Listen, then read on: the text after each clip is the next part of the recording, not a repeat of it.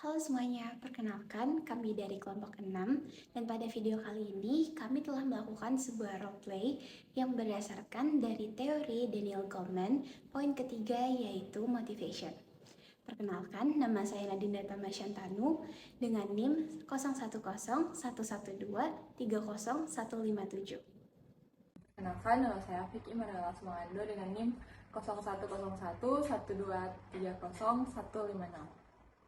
Perkenalkan, nama saya Fani Prince Halim dengan NIM 010111230153. Perkenalkan, nama saya Devita Fandi dan NIM saya 010112300168. Perkenalkan, saya Alvina Trihartanti dengan NIM 0101230166. Soft skills adalah keterampilan non-teknis seperti komunikasi, kepemimpinan, dan manajemen waktu. Berbeda dengan hard skills yang bersifat teknis dan dapat diukur, soft skills sangat penting untuk keberhasilan di tempat kerja dan kehidupan sehari-hari. Contoh soft skills terdapat 7, yaitu yang pertama komunikasi, kerja sama tim, kepemimpinan, pemecahan masalah, manajemen waktu, etika kerja, dan kemampuan beradaptasi. Peran soft skills dalam masa depan seseorang. Dalam era modern, soft skills sangat penting untuk kesuksesan di dunia karir dan kehidupan. Soft skills membantu dalam hubungan interpersonal, meningkatkan produktivitas, dan memungkinkan adaptasi terhadap perubahan. Soft skills juga kunci dalam kepemimpinan dan manajemen serta membantu menjaga keseimbangan antara pekerjaan dan kehidupan pribadi. Mempelajari dan mengembangkan soft skills merupakan investasi yang berharga di masa depan. Tentang teori emotional intelligence menurut Daniel Goleman. Apa itu emotional intelligence menurut Daniel Goleman? Adalah kemampuan diri mengendalikan atau memahami emosi diri seseorang atau orang lain. Komponen yang pertama yaitu self-awareness atau kesadaran diri, yaitu mengenali dan memahami emosi diri serta memahami dampak emosi pada pikiran dan perilaku dan memiliki rasa percaya diri yang realistis.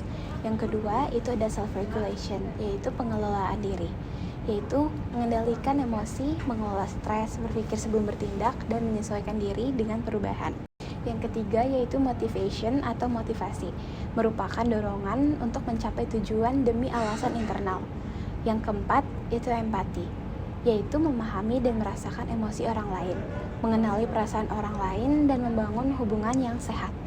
Yang kelima yaitu social skills atau keterampilan sosial, mengelola hubungan dan jaringan sosial, berkomunikasi dengan efektif, menyelesaikan konflik, bekerja sama, dan memimpin dengan baik. Relevansi teori dalam kehidupan saat ini.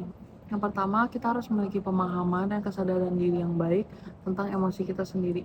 Yang kedua, kita harus memiliki kemampuan untuk bisa mengatur diri kita sendiri dan mandiri pada kehidupan kita sendiri. Yang ketiga, kemampuan mendorong diri atau memotivasi diri untuk tetap selalu mencoba dan melakukan yang terbaik. Dan yang terakhir, memiliki pemahaman yang baik tentang orang-orang di sekitar kita dan selalu berusaha menjaga dan melihara hubungan sosial.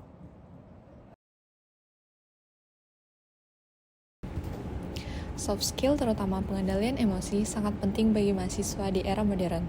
Kemampuan seperti manajemen waktu, kerja sama tim, dan komunikasi efektif sangat berkontribusi pada kesuksesan akademik. Salah satu komponen soft skill adalah pengelolaan yang mencakup kemampuan untuk memahami dan mengelola emosi sendiri dan orang lain. Pengelolaan soft skill membantu mahasiswa dalam, yang pertama, membangun hubungan yang baik, yaitu dalam hal memahami respon dan emosi orang lain. Yang kedua, mengelola stres dalam hal menghadapi tekanan akademik dan juga kehidupan sehari-hari.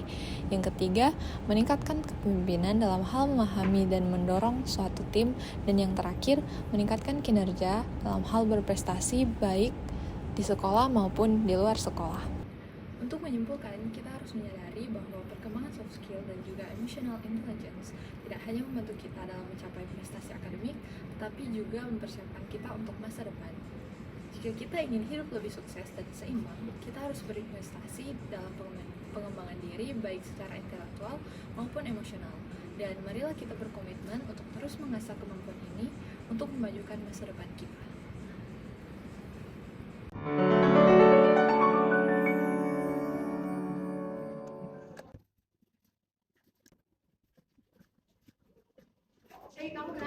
kamu fokus akhir-akhir ini?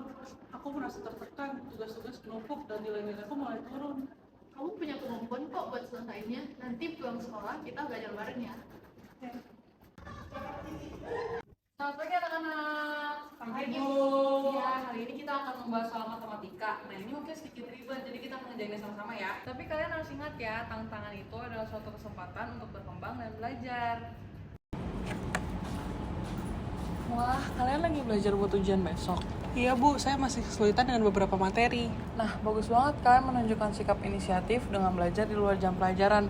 Jangan nyerah ya, setiap usaha yang kalian lakukan akan membuahkan hasil. Tetap optimis. Betul, jangan terlalu keras pada dirimu sendiri. Kita semua di sini saling membantu dan kita bisa mencapainya bersama. Terima kasih, aku akan berusaha lebih keras.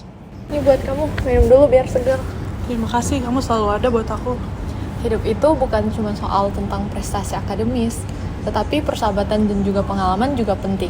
Kamu harus berkomitmen pada tujuanmu dan jangan lupa untuk menikmati prosesnya. Kamu benar, aku mulai menyadari itu sekarang. Terima kasih karena selalu mendukung aku ya. Sama-sama, ayo kita hadapi ini bersama-sama dengan optimisme.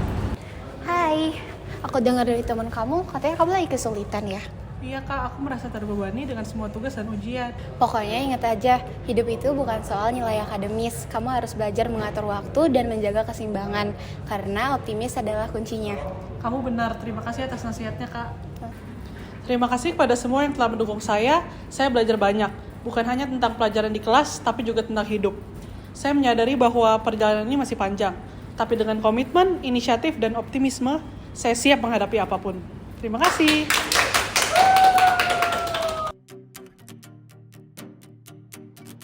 Mengelola emosi dan memiliki motivasi yang kuat adalah kunci untuk mencapai kesuksesan dalam berbagai aspek kehidupan.